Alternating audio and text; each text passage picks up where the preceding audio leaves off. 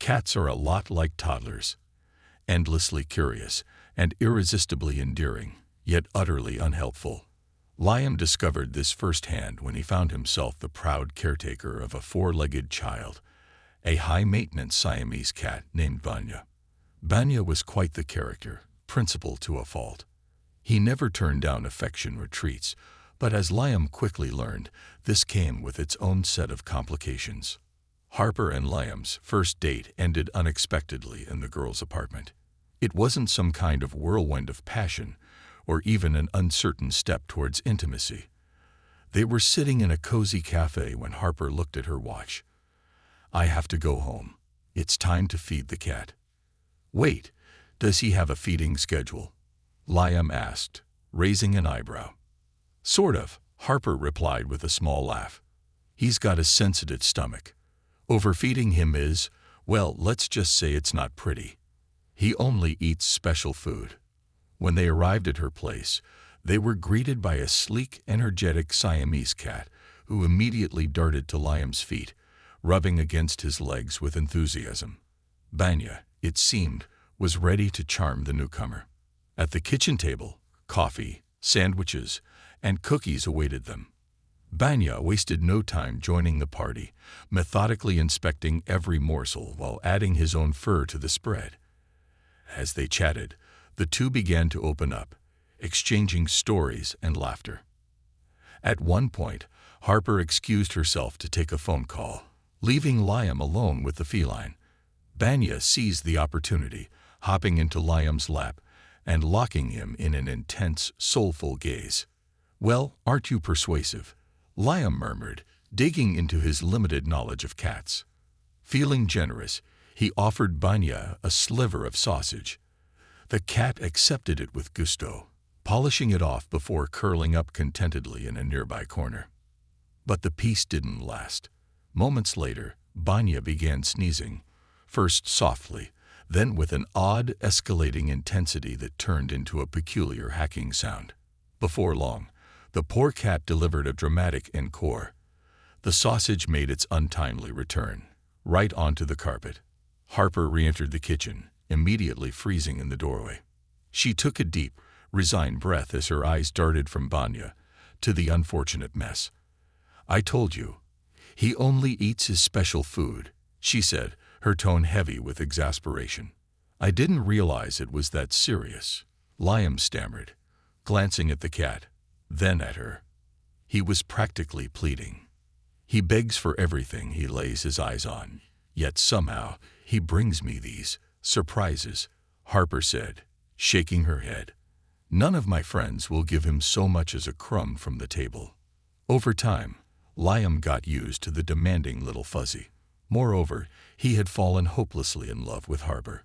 A few months later, he asked her to move in with him, and naturally, a little furry friend was included in the package. They got married. It wasn't long before Liam started noticing a curious pattern. Whenever Harper sat down or stretched out on the couch, Vanya would instantly claim her stomach, curling up and purring like a tiny motor. At first, Liam, in a flash of unwarranted worry, thought the cat might be seriously ill and clinging to her out of instinct. But just a week later, the reason for Vanya's behavior became clear. Harper handed Liam a pregnancy test, two unmistakable lines staring back at him. Evenings turned into quiet strolls in the crisp air as Harper bundled up and breathed deeply, following every bit of advice she could find. But by the time she reached her 5th month, something changed.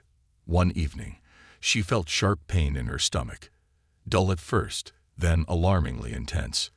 "There's no danger to her health," the doctor assured an anxious Liam, though his tone was grave. But unfortunately, 20% of pregnancies end in miscarriage. Harper was shattered. She took time off work and stayed in bed for a week, barely moving. Day and night, Vanya was her ever-faithful sentinel, never straying far from her side. Liam tried to comfort her, to reach her, but she wouldn't let him in. "I'm tired. I'm not ready to talk," she'd say, her voice distant and detached. Any attempts to console her were met with icy resistance. "You should have cared earlier," she said one evening, her voice breaking with quiet anger. "When I needed it. When the baby and I needed it." "Come on, we're young," Liam tried to reassure her, though his words felt hollow. "There'll be another chance. It just wasn't our time yet." "Our time will never come if you keep treating me like this," she snapped, her voice cutting. "I'm not a workhorse, Liam. I'm a woman. Why was I the one doing all the housework? Why?" He wanted to argue, to remind her of the night he cooked and cleaned, how he never let her carry the groceries. But he stopped himself. It wasn't the time for that. Instead, he muttered an apology for something he wasn't even sure was his fault. Slowly, Harper started to recover, slipping back into her old routines. But things between her and Liam weren't the same. She grew cold, distant. The warmth she once brought to their evenings was gone. No more baking pies, no more ironing his shirts, no more affectionate pet names. Conversations became clipped and factual, as though she were speaking to a stranger. One evening, Harper announced, almost casually, "The girls and I are taking a trip. Tickets for the 23rd. Liam blinked, caught off guard. "What? Where to? Why didn't you tell me earlier? I'll call my boss and arrange some time off." "You're not coming," she said bluntly. "It's me. Ella from work, and her sister. Girls' trip." "Well, fine," Liam said, forcing a smile. "We'll just get separate rooms. You three can share, and we'll take another room together." Harper's patience snapped. "Do I need to say it again? I'm tired. It's been a hard year, Liam. I need a break. Alone.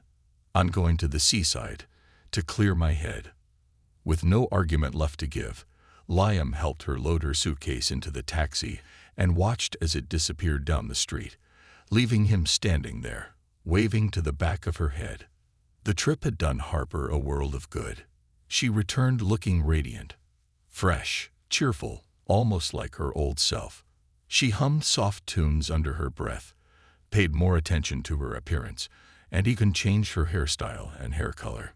But the transformation wasn't for her husband. Liam knew better.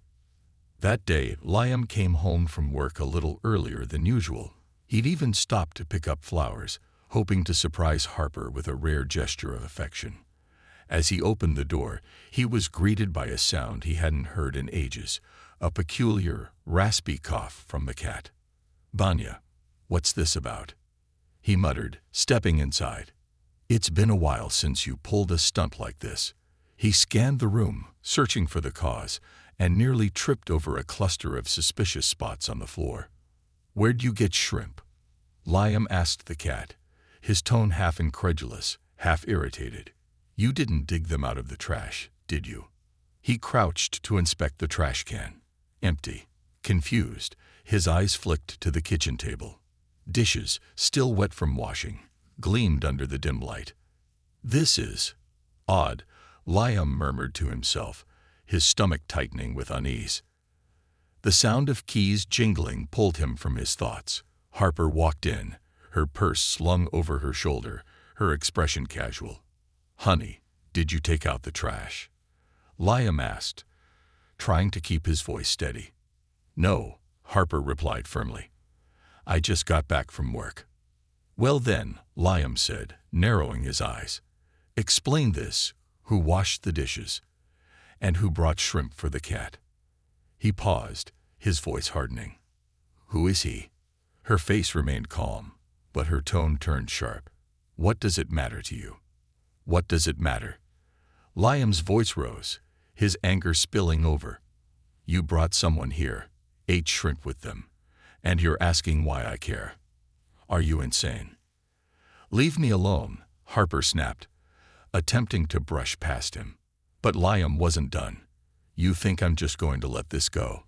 For 6 months, I've walked on eggshells around you, afraid to say a single word that might upset you. I've stayed silent while you sulk, taken every accusation you've thrown at me, and slept on the couch whenever you felt like it. Do you think it doesn't hurt me that our baby wasn't born? That I haven't grieved too? But for your sake, I buried my feelings, focused only on you. And this is how you repay me." She stared at him, her expression unreadable. "Tell me," he demanded again, his voice breaking. "Who is he?" Harper's gaze shifted away. "It's none of your business."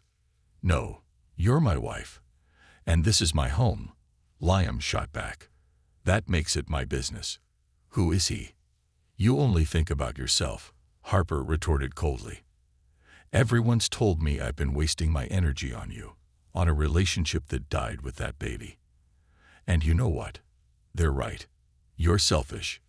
You don't deserve me." Liam stood there, stunned for a moment, her words hitting him like a slap. Then he straightened, his jaw tightening. "You're right about one thing," he said finally. "This relationship is dead. Where's your suitcase? I'll help you pack. And don't forget your cat. Maybe your shrimp-loving Oliver can take care of both of you. Go on, Harper. Go to him. I'm done." Without waiting for her reply, Liam grabbed her suitcase and started gathering her belongings. When she left, he closed the door behind her, the sound echoing in the now empty apartment. He leaned against the door, sliding down to the floor. So much effort, he thought bitterly. He put everything into this marriage, swallowing his pride, ignoring her cutting words, avoiding conflict at every turn. And for what? In the end, it was Banya who gave him the clarity he needed.